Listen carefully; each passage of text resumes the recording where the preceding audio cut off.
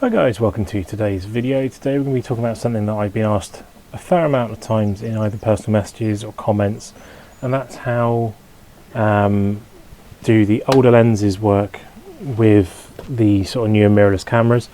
At the moment I've been using quite a lot the R6 with the 300mm f2.8 Mark 1.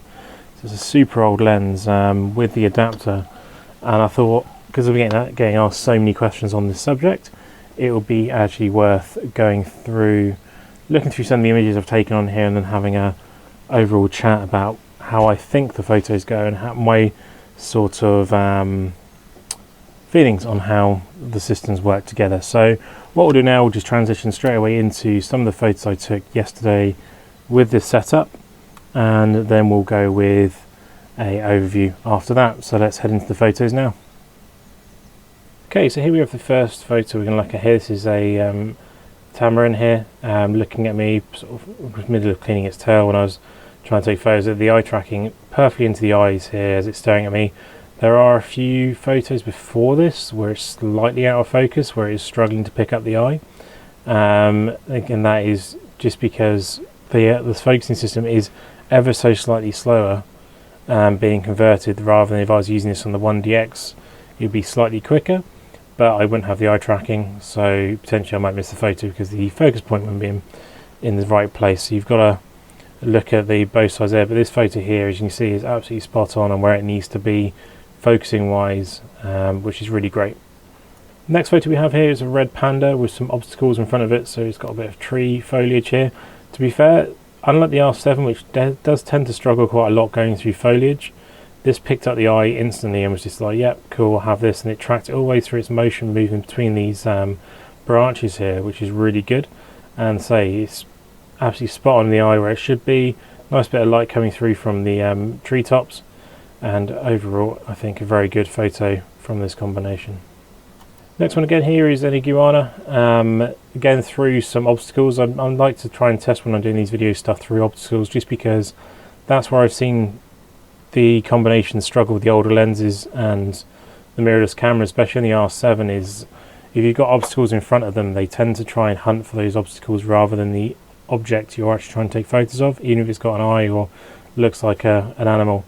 So with this combination though, the R6 tends to be a little bit better, I find, and it's picked up on the eye straight away, and you get some really nice vibrant colours and stuff as well from this male iguana, with the older lens bringing us so much light and clarity is just not filtered out from the converter. You just get that pure clean image that you really hope you'd get. And finally here we have Crispin the leopard. He was walking straight towards me here. This is nice eye line and eye height as well, which is great.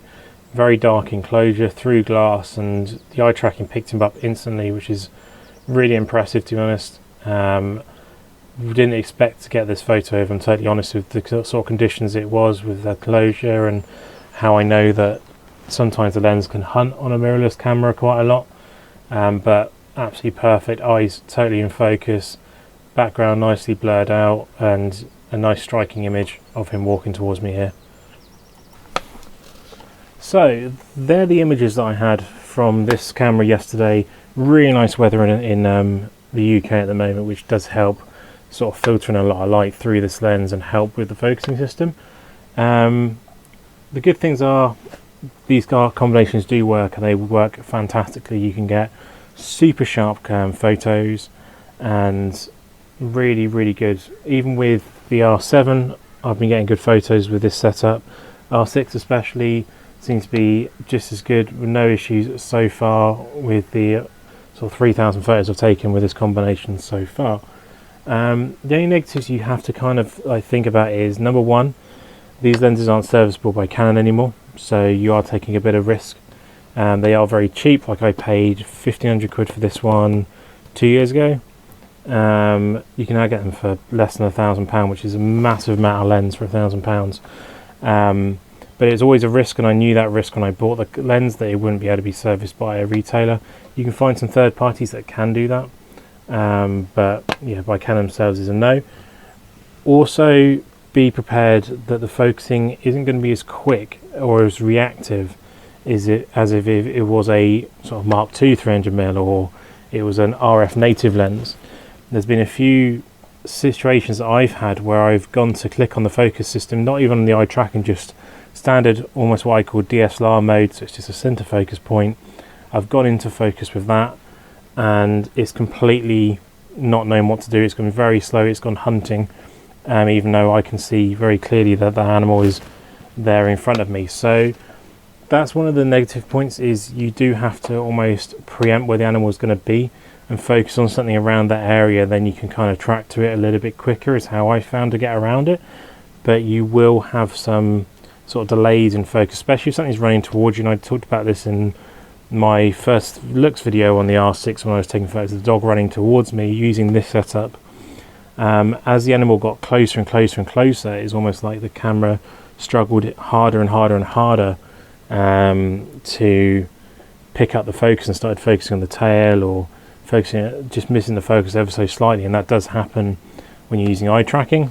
Sometimes if it gets too close, it will start to lose the focus, even if you're still within the parameters of what the lens can do, just because the camera has that delay in talking to the lens because of that adapter and it being such an old lens. I will be upgrading to a Mark II 300mm at some point, and it'll be good to see if that's any quicker or any better. So what I'm going to do is say to you guys is, if any of you have this combination but the Mark II, do you find the same issue at all?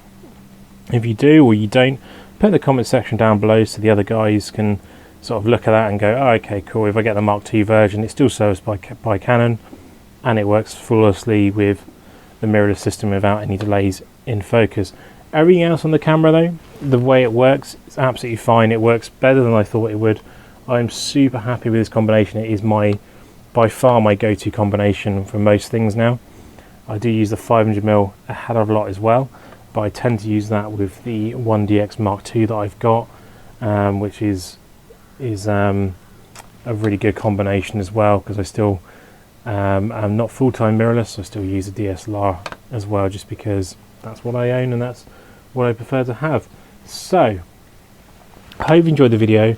I hope that's answered some of your questions that I do get in the comment section quite a lot.